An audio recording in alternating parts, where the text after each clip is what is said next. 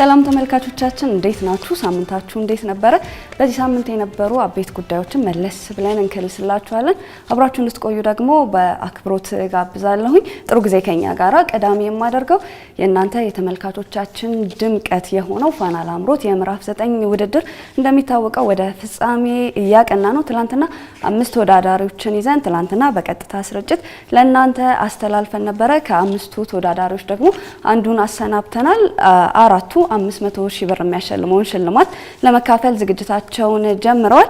በትላንትናው ዕለት ሲካሄድ እንግዲህ ረቂቅ አሰግደው፣ መክብብ አራጌ፣ ተካልኝ አበበ፣ አሉላ ገብረአምላክና ዘላለም ታደሰ ነበሩ የተወዳደሩት። በድምር ውጤት ተካልኝ አበበ ተሰናብቶ ቀሪ አራቱ ወደ ፍጻሜ ማለፋቸውንም አረጋግጠዋል። በቀጣይ ቅዳሜ አራቱ የፍጻሜ ተወዳዳሪዎች ለአሸናፊነት ያበቃናል የሚሉትን የሙዚቃ ምርጫና ዝግጅት ማድረግ ከወዲሁ ጀምሯል። ፋና ቴሌቪዥንም የምዕራፍ 9 የፍጻሜ ውድድርን በድምቀት ለማካሄድና እናንተ ተመልካቾቹን ለማዝናናት ከወዲሁ ዝግጅቱን ጀምሯል።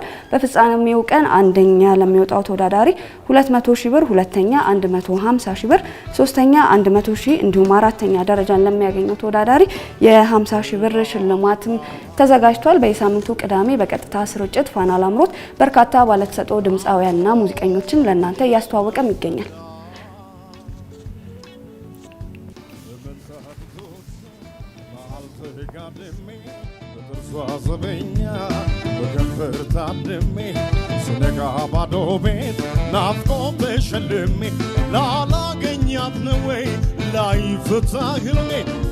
የሚያስብል ጨለማ ትጥቅን የሚያስፈታ ጀግናን በደንብ አራው በፈር የሚያዝረታ ዝም ባሏለበት ሜዳ ፋኖ ባሏለበት ሜዳ ፋኖን ለልፍስፍስ ለፈሪን ጎበዝ የሚያሰምር ገዝ ላጠቅመኝ ወድጃት ላታዛልቀኝ አሁን ካገሬ ዳና ፎቶ ጎዳኝ ብጠራት አትሰማ ያለች ውሩቅ ሀገር ሲፈራረጅ ሲቀዳ ጠላጠጅ እኔ እሷ ፍርደኛ ቆሜያለሁኝ ከደጅ በልፍኝ በአዳራሼ የኔ ባልኩት ጓዳን ሁናደኝ መውደዴ ፋና ላምሮት የባለተሰጥኦ ድምፃውያን ውድድር በርካቶችን እያበቃ ከእናንተ ጋር እያስተዋወቀ ነው የሚገኘው። ችሎታው አለን አቅሙ አለን የምትሉ ተወዳዳሪዎች ደግሞ ምዕራፍ 10 እናንተን እየጠበቀ ነው የሚገኘው። እስከ መጋቢት 15 ድረስ መመዝገብ ትችላላችሁ። ለምዕራፍ 9 ተወዳዳሪዎች ደግሞ መልካም እድልን እንመኛለን።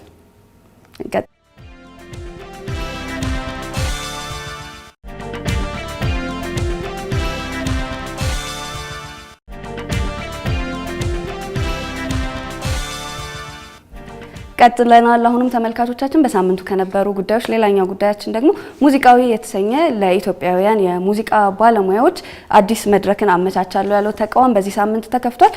ማክሰኞ ዕለት መጋቢት 6 ነው በበይነ መረብ የመክፈቻ ስነ ስርዓቱን ያካሄደው።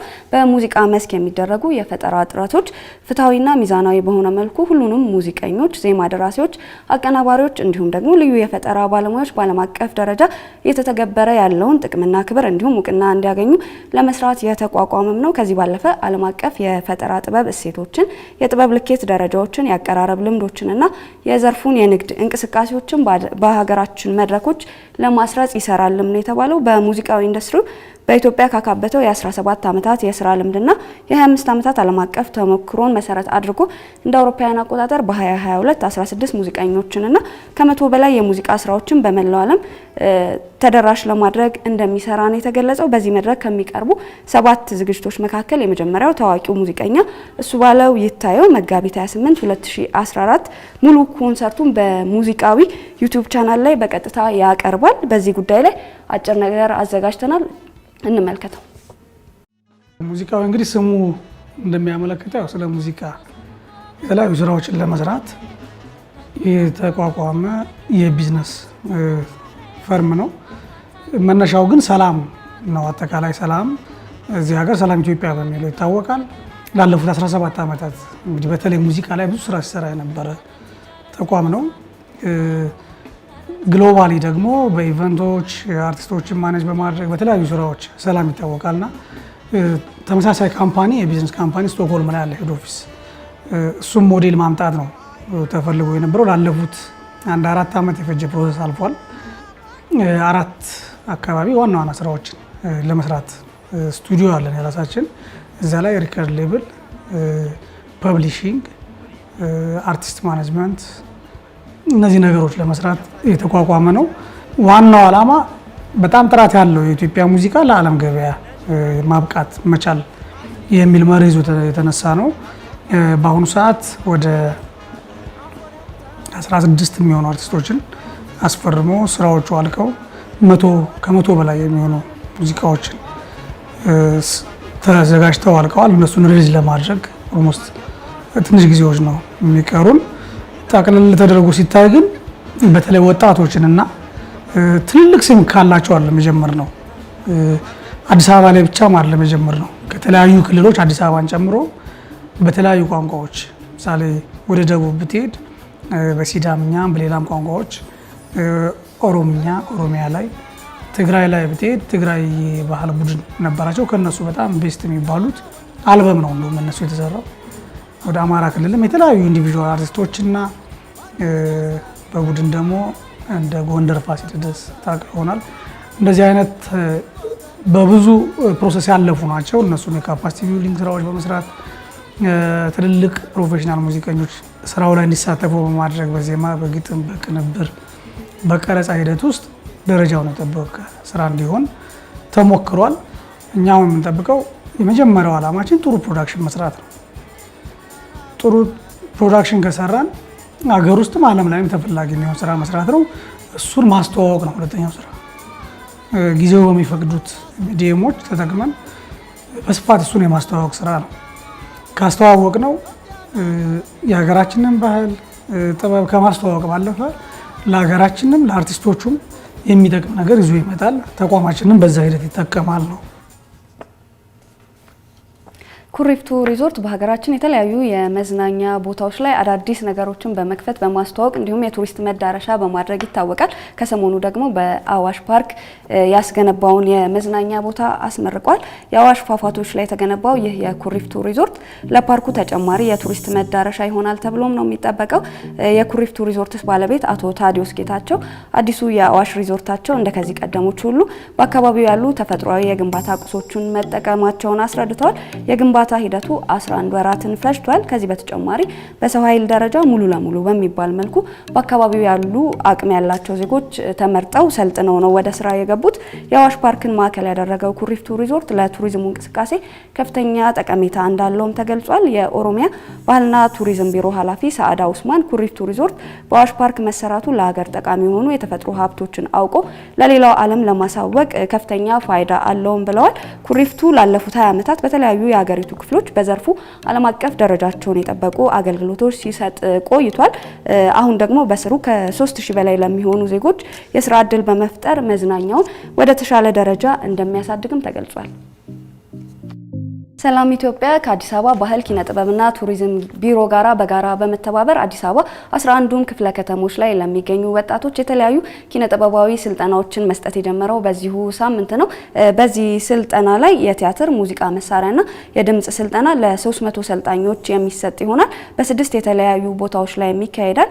የድምጽ ሰልጣኞች በወመዘክር፣ ሙዚቃ መሳሪያ ሰልጣኞች በህፃናትና ወጣቶች ቲያትር፣ የቲያትር ሰልጣኞች ደግሞ በቅርስና ጥበቃ ባለስልጣን፣ በሲኒማ አምፒር፣ በሲኒማ ኢትዮጵያና በቂርቆስ ወረዳ 8 አዳራሽ ስልጠና እየወሰዱ ነው የሚገኙት። ለ5 ቀናትም ይቆያል። ይህ ስልጠና በዘርፉ ላይ አሻራ እያሳረፉ ባሉ ባለሙያዎችም ነው እየተሰጠ የሚገኘው።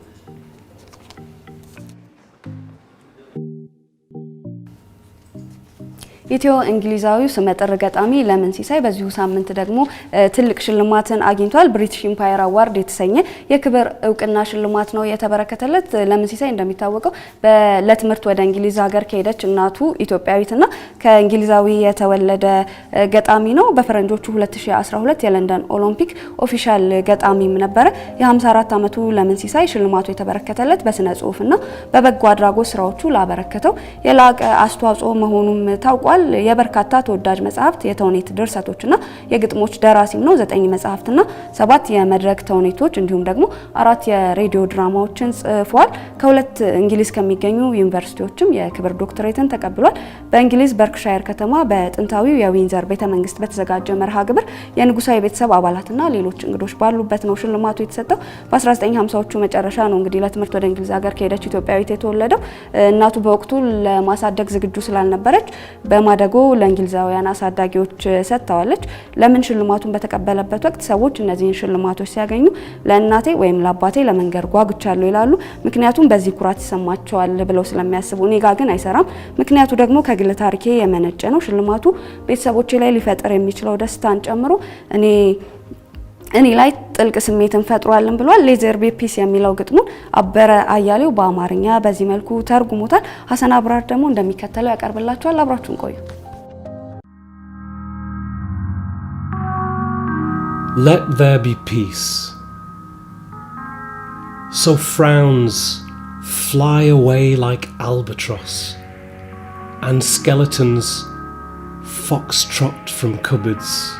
ሰላም ይሁን ይኸው ይሸሸን ቅራኔ ይብረር ይሂድ እንደሲላ አስክሬን እስክስታን ይምታ በሳጥን መታሰር ይጥላ ጦር ጎሳሚ ጦሩን ያውርድ ይሁን አውጊ ቀናን ጉዞ ወፉን በሮ ይመልሰው የጠፋውን ከሩቅ ይዞ ልጆቻችን ደጅ ይታዩ ሲፋንኑ ቃል ኪዳኖች ይታደሱ በእድሜ ይጽኑ ሰባራዎች ይቃኑልን ይጠገኑ።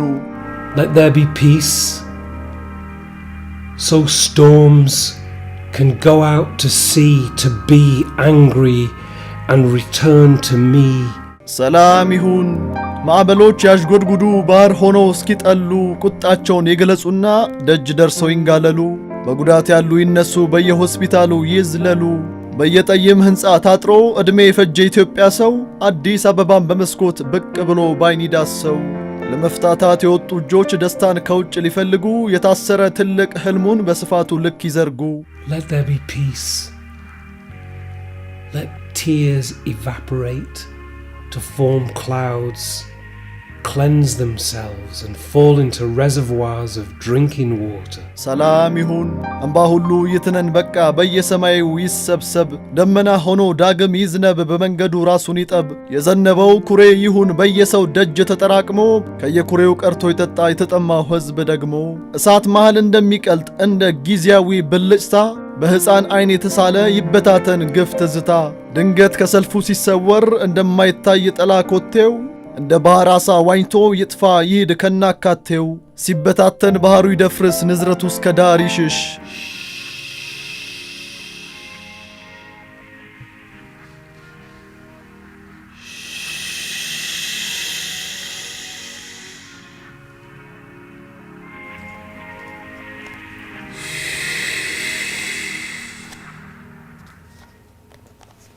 አርቲስት ፀሐይ ደገፉ ደግሞ በዚህ ሳምንት በሀገር ፍቅር ቲያትር ቤት ተዘክራለች። ስራዎቿ በአዳዲስና በወጣት ከያንያን እንዲሁ ተሰርተው የማስታወስ ዝግጅት ነበረ።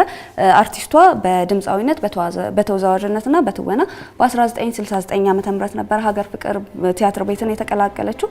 እጅግ በጣም ድንቅ የሚባል የመድረክ ችሎታ ነበራት። ጥቅምት 23 1982 በተወለደች በ34 ዓመቷ ከዚህ ዓለም በሞት ተለይታለች። በወጣትነቷ የችሎታዋን ያክል ሳትሰራ በማለፏ የሚቆጩት የሀገር ፍቅር አንጋፋ አርቲስቶችም ስራዎቿን በማስታወስ እንድትዘከር አድርገዋል። በዚህ ዝግጅት ላይ አድናቂዎቿ፣ ቤተሰቦቿና ባልደረቦቿ ታሪኳን በማውሳትና በማስታወስ አሳልፈዋል። አርቲስቷ ለመጀመሪያ ጊዜ ህልም ነው የተሰኘ ቲያትር ላይ ተሳታፊ በመሆን በመድረክ ላይ ወጥታ አስደናቂ ብቃቷን አሳይታም ነበረ።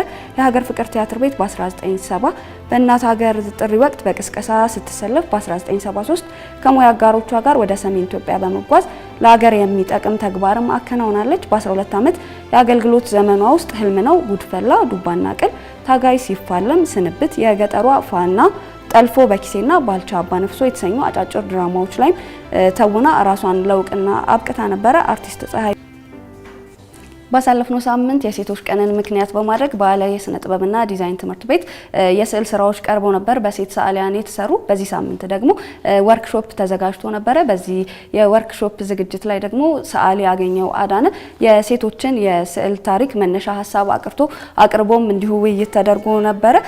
ከዛ በተጨማሪ በኢትዮጵያ የመጀመሪያ ሴት ሰዓሊ የሆነችው ሰዓሊ ቀጸላ አጥናፉ የስራ ተሞክሯንና የህይወት ልምዷንም አካፍላለች። ሴቶች በስዕል ጥበብ ገፍተው እንዳይወጡ በብዙ ምክንያቶች ወደ ኋላ እንዳይቀሩ ታስቦ የተዘጋጀ ነው። በርካታ መሰናክሎችን አልፎ እንግዲህ ስራዎቻቸውን ያቀረቡ ሰዓሊያንም ተሳትፎበት ነበር።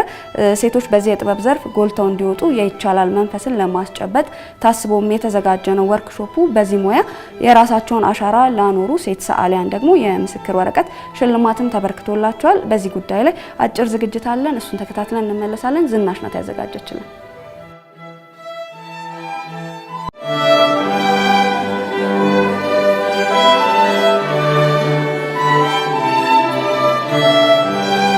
የትናንቷ ጥበበኛ ለዛሬዋ መደላድል ለነገዋ መሰረት ናት በሚል መነሻ ሀሳብ በዚህ አርት ስኩል ትምህርት ተምረው የመጀመሪያ የሆኑትን ፓይነር ሰዓሊያንን እስከ ዛሬዋ ደግሞ ድረስ እየተማሩ ያሉ 3ኛ ዓመት ተማሪ ያሉ ልጆች ድረስ ያካተተ የስዕል አውደ ርዕይ ነው። ከኢትዮጵያ ሴት ሰዓሊያንና ቀራጺያን ማህበር እንዲሁም ከኢትዮጵያ ሰዓሊያንና ቀራጺያን ሴት ሰዓሊዎች ጋር በመሆን ነው ወደ 33 የሚሆኑ ሰዓሊያን ነው ስዕሉን ኤግዚቢሽን ያዘጋጀ ነው። ያለ ስነ ጥበባት ዲዛይን ትምህርት ቤት ይሄን ስራ ለማዘጋጀት ስንመጣ በጣም በደስታ ነው የተቀበለን። የአዲስ አበባ ባህል ኪነ ጥበብና ቱሪዝም ቢሮ በርካታ የስዕል ኤግዚቢሽኖች አድርገዋል። በተለይ ይሄ ግን ልዩ የሚያደርገው በሴቶች ብቻ የተደረገ ስዕል ኤግዚቢሽን በመሆኑ ነው። ከትልቋ ደስታ ጎስ እስከ አሁን እስካሉት እስከነ ርብቃ እስከነ ሰሎሜ ድረስ ያሉትን ያካተተ በመሆኑ በጣም ነው ኢንስፓየርድ የሆነ ነው።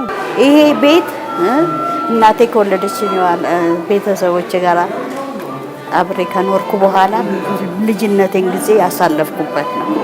ልጅነቴን ጊዜ ደግሞ ሳሳልፍ በእናቴም አባቴም እህቴም ቤተሰቡ ሁሉ በስዕል ትምህርት በሙያዬ ያደንቀኝ ነበር። እዚህ ላይ ልጠቅስ የምፈልገው አሁን አርፋለች እህቴ ገነት አጥናፉ የቤት ባልትና በመልካም ዘዴ የሚለው መጽሐፍ መጀመሪያ የጻፈች እህቴ ነች። ምንም ስዕል ሳልችል ደስ እንዲለኝ ብቻ መጽሐፏ ውስጥ ስዕሌ እንዳሳርፍ አደረገች። ከዛ በኋላ የአርት ስኩል ደግሞ ሲጀመር ሄጄ አቶ አለፈለገን ተዋውቄ የመጀመሪያዋ ሴቶኛ ያችን ስዕል ልጀምር ሆንኩ። የስነ ጥበቡም ይሁን የሌላው የሙያ መስክ እውቀት ሙሉ እንዲሆን ወይም በበለጠ ኃይልና ጉልበት እንዲንቀሳቀስ የሴቶች ምናብ የሴቶች ፐርስፔክቲቭ ወይም አንጻር ምልከታ ወይም የሴቶች ተጨማሪ አማራጭ ምክረ ሀሳብ በጣም አስፈላጊ ነው እና አይ ቲንክ በደንብ በርትተን ልንሰራበት የሚገባና ከነሱ ኢማጂኔሽን የምንጠቀምበት እድል መፍጠር አለብን። አይ ቲንክ የዚህ ኤግዚቢሽንም ዓላማ የውይይቱም ዓላማ ይሄንን መቀስቀስ ነው።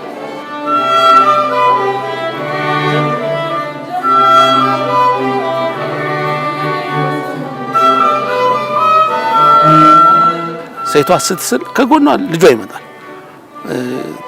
የቤተሰብ ኃላፊነቱ አለ። ከስቱዲዮ እንድትርቅ ያደርጋል። እነዚህ መከራዎች ሁሉ ተቋቁመው ነው እነዚህ ሰዓሊያን ወደፊት የሚመጡትና የተመረቁት ሁሉ በስራው ላይ ዘልቁ ይችላሉ። ፓሽኑ ጥበቡ ኑሯቸውም ደግሞ የሚዘልቁ ይኖራሉና በእርግጥ ስንጀምረው ወደ 30 ብለን ነበር የጀመርነው፣ ግን 33 መጥተዋል። አሁን ሰርተን ነው ሲያዩ ወይኔ ብሳተፍ ያሉም አሉ። መጥቼ ደግሞ እንዲህ ሴቶች በዝተው ሳይ እንዴት እድለኛ ሆንኩኝ። ወንድሞች ብቻ ነበሩ ለካ እህቶችም አሉ ብዬ በጣም ደስታ ተሰማኝ። ስሟን አውቀዋለሁ በመልክ ግን አላውቀውም ነበርና ግን እንዴት ነው እሱ አሁን ላይ ደግሞ እንደዚህ ፊት ለፊታችን ቀርባ የራሷን ልምድ እንዴት እንዳሳለፈች እንዴት እንደነበረ ስትናገር እኔ አይደለሁም በሙያው ውስጥ ያለሁት ሌላ ሰው ቢሆን ተለየ ስሜት ይሰማዋል። የሆነ ይሄ ነገር የሚል ነገርና ይሄ ነገር መማማሪያም ነው እንዳልሽው ገና ለሚመጡትም ብቻም ሳይሆን ለኛ አሁን ላለነውም ራሱ ጥንካሬን ነው እንድንበረታ ነው። አሃ እንዲም ሆነ ለካ ይቻላል እዚህ ደረጃም ለካ እንዲ መስራት ይቻላልና ጥንካሬን ነው ለኛ ያፈሰሰችልን።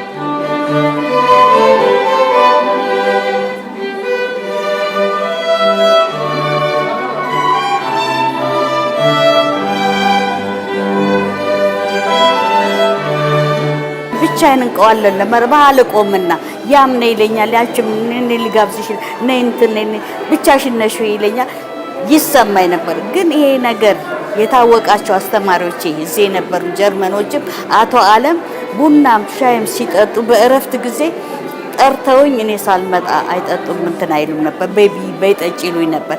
ያ ስሜት መጥቶ ከዚህ እንዳይሰማኝና ወንዶች መካከል ነኝ እንዳለ ወንዶችም ደግሞ ጥሩ ናቸው ይዛን ጊዜ ቢሆን እንደ እህት ነበር የሚይዙኝና አንደኛም የገፋፋኝ አልፈራሁት ይሄንን ሙያ እንዳዳብር ያደረገኝ የነሱ ግፊት ነው። ከዛ ይገርምሻል ውጭም በሄድ ከሰባ ወንድ መካከል ዩኒቨርሲቲ ውስጥ የነበርኩበት እኔ ብቻ ነበርኩ ሴት በሙሉ ወንድ ነበሩ አርኪቴክት ነበሩ እንትን የተለየ ሙያ ግን ያን ሙያ ውስጥ እኔ መግባት ስለነበረብኝ የግድ ይሄ መካኒካል ስራ ምናምን ምን ነበር ከወንዶች ጋር ነው እዛም ያሳለፍኩት። በብዙ ጫና ውስጥ ሆነው ሴቶች ብዙ ስነ ጥበባዊ ተዋጽኦ አድርገዋል። የበለጠ አስተዋጽኦ እንዲያደርጉ ተጋግዞ መስራት ያስፈልጋል። በተለያየ ስልት ሴቶችን ወደ መሃል አማካኝ ወደ ሆነው የምሁር አውድ ወይም ስኮለርሺፕ እንትን ውስጥ ማምጣት ያስፈልጋል። ቆንጆ ነው። እኔ በዚህ ስራ ብዙ ኤግዚቢሽኖች አሳይቻለሁ። ማለት በቃ የገባውበት እንቢተ ብያላቅም ብቻዬን ሸራተን አሳይቻለሁ፣ ሂልተን አሳይቻለሁ። በግሩፕ ብዙ ከነ እጅግ የተከበሩ የዓለም ሎሬት ጋር አብሬ 40 ሆነን ዛም ላይ ተሳትፍ ያለውና ከውጪም እንዳልሹ ደግሞ ውጪም ሄጄ በኢትዮጵያ መንግስት በፊት ማለት ነው ውጪ ሄጄ ጄኔቭም ሄጄ ተወዳድሬ እዛ ኤግዚቢሽን አሳይቻለሁ። በግሌ ደግሞ ኒውዮርክ እየላኩኝ ስራ እኔ ባልሄድ ስራዎች እንኳን ሄዱ እያልኩኝ እየላኩኝ ራሴን በጣም ለማስተዋወቅ በጣም ጥራለሁ። ከኛ በፊት የነበሩ ትልልቅ ሌጋሲ ያላቸው ትልልቅ ሌጀንዳሪ የሆኑ ሴት አርቲስቶችን ከነሱ ጋር ተገናኝተን ይሄን ኤግዚቢሽን በማድረጋችን ደስተኛ ነኝ። ለምሳሌ የመጀመሪያው የሴት የአርት ስኩል ሴት ሰዓሊ ከነበሩት ከአርቲስት ቀጸላ አጥናፉ እንዲሁም ከነ ሎሪት ደስታ ሀጎስ ጋር አንድ ላይ ይሄንን እድል አግኝተን ይሄን ኤግዚቢሽን ማድረጋችን በጣም ደስተኛ አድርጎኛል።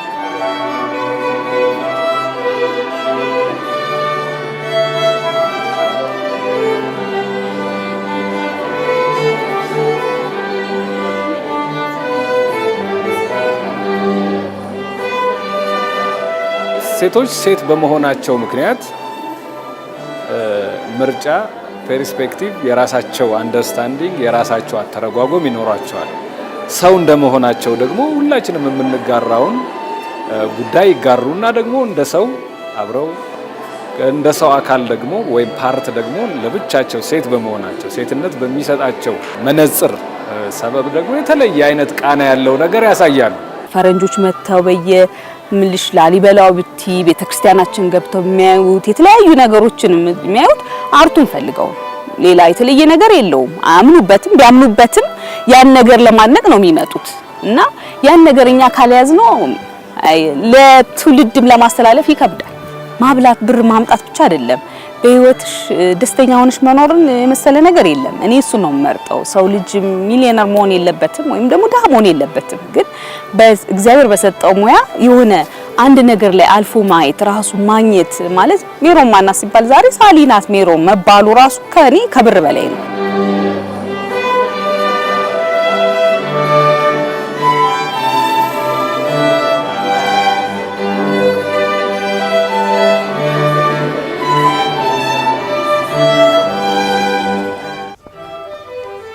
የኢትዮጵያ ስጦታዎች የተሰኘ ዓለም አቀፍ ፌስቲቫል ሊካሄድ እንደሆነ የሰማነው በዚህ ሳምንት ነው።